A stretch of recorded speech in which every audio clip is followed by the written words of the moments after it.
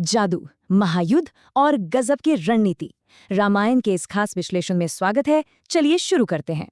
वनवास काट रहा एक राजकुमार आखिर इतने शक्तिशाली राक्षस राजा को कैसे हरा सकता है?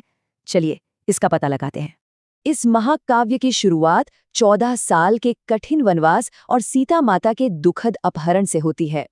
सीता की खोज में राम और लक्ष्मण को एक बहुत ही अप्रत्याशित सहारा मिलता है, राजा सुग्रीव की वानर सेना। इस सेना की सबसे बड़ी ताकत थे हनुमान। उनकी अलौकिक शक्तियों और निष्ठा ने वाकई असंभव को संभव कर दिखाया। समंदर पार एक विशाल छलांग लगाकर हनुमान लंका में सीता को खोज निकालते हैं और उनका आभूषण ले आते हैं। अब बारी थी सेना के कूच की। महेंद्र पर्वत पहुंचकर वानर सेना सीधे विशाल महासागर के किनारे आ खड़ी हुई। यहीं जादी शक्तियों का कमाल दिखा।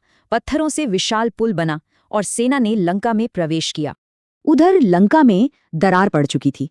रावण के अहंकार के कारण भाई विभीषण ने राम का पक्ष चुन लिया। अंतिम कूटनीति प्रयास विफल रहा। राम के दूत अंगद पर रावण का सीधा हमला महायुद्ध की स्पष्ट घोषणा थी। कूटनीति खत्म, अब सिर्फ युद्ध था। राम के आदेश पर वानर सेना ने लंका की विशाल दीवारों पर धावा बोला।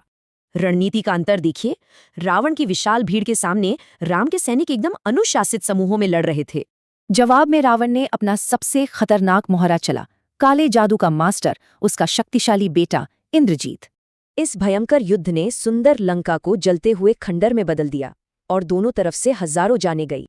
अहंकार की भारी कीमत चुकानी पड़ी। भाई कुंभकर्ण और बेटे इंद्रजीत की मौत से रावण का पूरा साम्राज्य हिल गया। एक एक करके सारे दिग्गज योद्धा मारे गए। अब रणभूमि में सिर्फ एक ही लक्ष्य बचा था, स्वयं राक्षसराज रावण। और फिर शुरू हुआ वो निर्णायक हाई स्टेक्स मुकाबला जिसका इंतजार पूरे ब्रह्मांड को था, राम बनाम रावण। तभी विभीषण ने सबसे बड़ा रहस्य खोल दिया, रावण की असली कमजोरी जो उसकी नाभि में छिपी थी। राम का शक्तिशाली तीर रावण की नाभि बेधता है और इसी के साथ महायुद्ध का तुरंत अंत हो जाता है। तो जाते जाते ये सोचने वाली बात है, क्या एक व्यवस्थित रणनीति हमेशा इतने विशाल अहंकार पर भारी पड़ती है?